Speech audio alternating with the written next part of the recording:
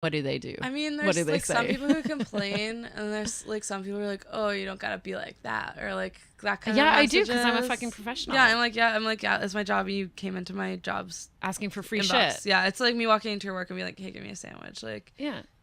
like what's free today? Well, Yeah. fuck you. It's like, oh, you got this sandwich that's on a like picture over here. That's free. Why can't I have the thing in person? Anyway, it's just like, yeah, it's exhausting. Men are exhausting. Anonymous men on platforms, on online platforms are fucking, So but like, I mean, it's sometimes like it helps like convert sales, just because like people are like, oh, cool, like that's a way, like, I don't know, that's the thing I can do. If you give people an option, then they're more likely to like pursue you for it. Like if I didn't have something that was publicly going like, this is a way that you can get this from me, people might be too afraid to ask, and they might not know. So it's just good to have like, be like, hey, this is what I offer, so then they know. Yeah Great. This might be a good segue into another post you had about, it was just like looks for like, it was like plus sexy. It was like a lookbook for like big girls in summer having like cute slutty outfits. That was like, I loved her, which I love, which is your whole body positivity slant, right? For sure. Because there's like not a lot of good options out there for fat slutty people, which like it sucks, because it's like, well, like society tells like fat people that you're not allowed to be like a sexual person.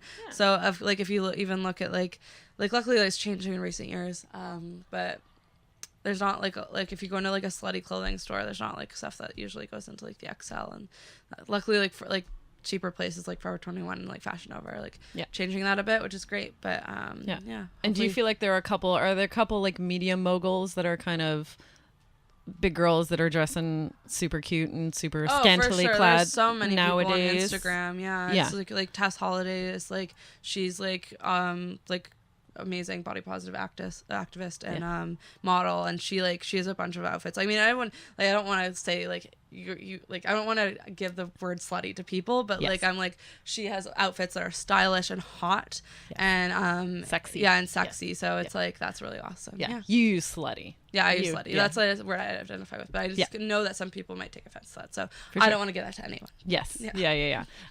Do you ever come up against people that are like, that are telling you to cover up, or they are like trying to body shame you and shit? I'm sure you do. I get yelled at on the street. This one guy, I was wearing this like, what's it called, bodysuit, and then I had like short shorts on that were white, and it was like I don't know, it was like a long weekend or something, and like everyone was out, and it was a Friday. It was art crawl, which is like this, like we have this like crawl in Hamilton that a bunch of artists and vendors go out to, and like it's just like a fun night. So I was walking, and someone in their car was like, put on some more clothes. Seriously? Like, it was like something like that, or like cover up. It was like something like that, and I was like, that's fucked. I was like, literally, like, just like, you would not be yelling that at a thin sized person. Like, it's just not. I'm wearing a tank top and shorts. No, and it's like, and people like, I got told one time, because like, not right now, but this summer I've been like not wearing bras a lot. That's been like something that I've been, I don't know, like I wanted to in the past, but this summer like I was just like, fuck it, like I'm gonna do it, because it's actually like a vulnerable thing, because people see like you not having a bra as something that's like, I don't know, permission. Or like not permission, but also like that you are being like scantily clad. Like I can tell I get looks from like mothers who are out with their children, or they're like, ooh, she's not wearing a like bra. Like it's like this thing, and especially for people with big boobs, because it's like big boobs are immediately seen as sexual. So when they're like out, like, or like hanging out or whatever, it's like people, they're like, you need to put that away, like which is they more take like, it as a sexual. They're like, oh, you're being like extra. Like I'm like, I like dressing slutty, but I don't want to, like, you know, I'm not going to be in any type of like garb, or like I'm not gonna be walking around naked, and like, you know, like, because consent goes that way too, right? But like, I don't know, boobs, it's just like, you're like, you cannot wear a bra, like you're not harming anyone. Exactly. I know, that's like such not a BS. wearing a bra. It's kind of like the breastfeeding issue. It's like, like stop sexualizing my boobs. Yeah. Like, I'm allowed to be comfortable in the summer because bras are really uncomfortable. Yeah, for sure. Especially for bigger people. And my mom has a large breasts, and she is a sweater, and she has high blood pressure, and she is, menopausal, and all the kinds of things that make it very fucking uncomfortable for her to wear a bra in the summer. So she'll do like tube top type things that are kind of elasticing or like them a bralette or something. Yeah. But I've just been going like braless most. Like the only reason I'm wearing a bra today, to be honest, is because I was gonna wear an outfit that like the bra was part of the look, and then I was like, oh, I'm gonna change, and then I just put this on, and I forgot to take the bra off, to be honest. That's the only reason why I'm wearing a bra today. So I forgot to not wear a bra today. I forgot to not wear a bra today. It's been braless all summer, but someone yelled at me last summer, which is why I didn't really not wear a bra much. They yelled at me, they're like, put a bra on. Someone on their bike as they're walking past me, and I was wearing like a shirt that was like just like a baggy shirt, like, and it was like, okay, like, why don't you put a bra on, sir? That's like fucking so tie a bra strap around your neck. I know, I hate that. Walk into traffic. I hate it.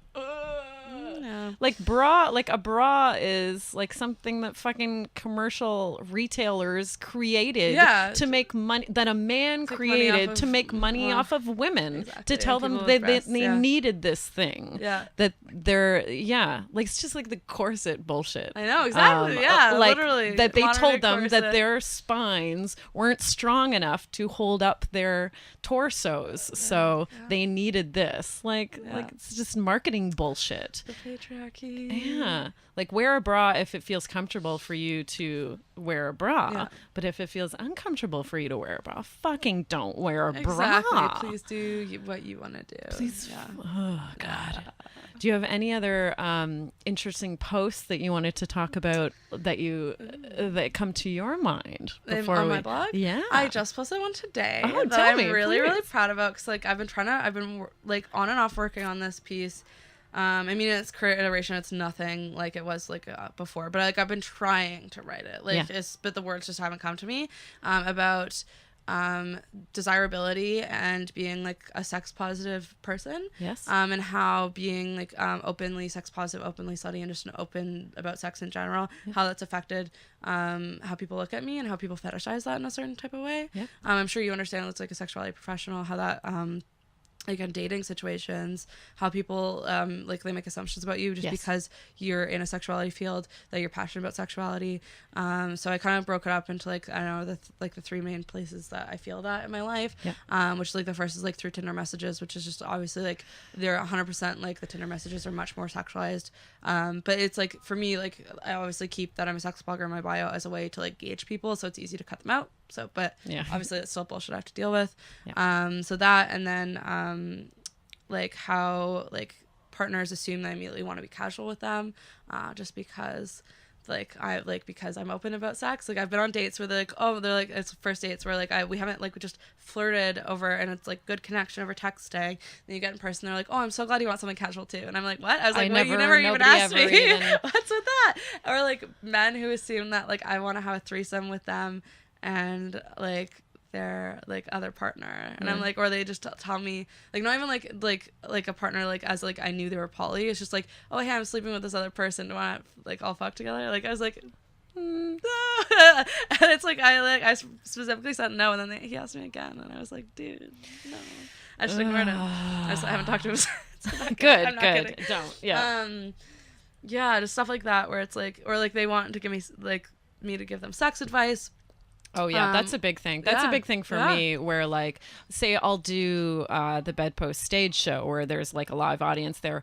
Guaranteed right after, a guy will pull me aside and start telling me about his personal sex life. So fucked. And I'm like, who gave you permission? Like, okay, I just talked about sex in the content of being in this stage show, and how does that translate for you pulling me aside privately after the show and immediately telling me very explicit details about yourself? I'm like, no, I'm sorry. No, I completely agree. That relates to another post that I did, which is like how about like friends treating me that way and like their own personal sexpert. Yeah, I called it what did I call it? I said I'm not your gal pal, I'm a professional. Yeah, and that one, so that relates more to that. But like I'm talking about the context of like dating. Yeah, people are like, oh, they're like, I'm having this problem with like my like this other girl I'm sleeping with. What do you think? I'm like, why are you telling me? I'm like, I don't want to know that. I don't know. Like, so like I'm sure like we're all casual here, but maybe I still don't want to hear about people you're fucking. Like I don't like.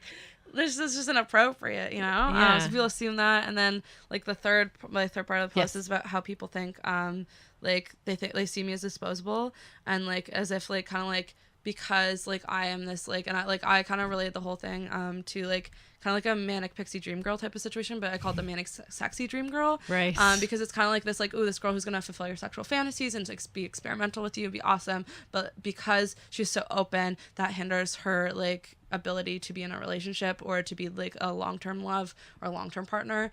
So I wrote about that, and that was like last night I finished it up, and I was like really high, and I finished it, and I like wrote it, and it's out this morning, so please go check it out. It's like amazing. It's like it was a really emotional post for me because I have a lot of feelings about there's a lot of layers, especially about that last topic. There's a lot there about being disposable. Which is like something I feel like even apart from like this like sex blogger identity, that's something I felt like a lot just with family stuff in your personal life. It was like who like it's like I had a lot of emotions. I was like, I need to write this.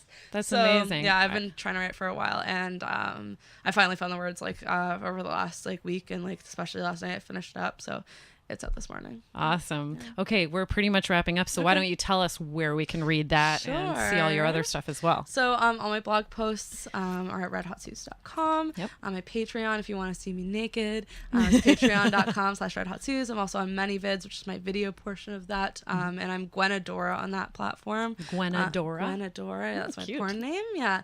And like that link will be on my social media. If you go to my Twitter, which is redhotsuz, you'll see all that information and see where to get me elsewhere. On Instagram at redhot.suz. So, amazing. Thank you so much, Suz Ellis, everybody. Thank you for having me. Came all the way from the Hammer today. It's been so much fun. Let me think of the things I have to say to close out this episode. If you are living in Toronto and want to see the Bedpost stage show live, we do it the third Friday of every month at 8 at the Social Capital Theatre and the last Tuesday of every month at Super Wonder Gallery at 9. It's very good. Go see it. Thank you. You came to one of mine recently. And we always want to give a huge shout out and thank you to Eggplant Media, to the Sonar Network, to the Pacific Junction Hotel. What? If you're watching on YouTube, please share it around, subscribe, comment. Hook me up, you know. If you're listening on iTunes or another podcasting platform, a rating and reviewing goes a really long way for me in my business, Bedpost. Maybe you heard of it. If you're listening to the audio version, then you're going to hear original music by Stephanie Copeland, who's an amazing artist, and you can check out all her work at stephcopelandmusic.com. Another huge thanks to Suz Ellis. Thank you, darling. Oh my gosh, it was a pleasure. It was a delight. So much fun. Yay! I'd love to have you back sometime if you'll have me. Yeah, I'll come up to Toronto. Yeah, amazing. And thank you to everyone who is listening and watching, and we will see you next week. Bye.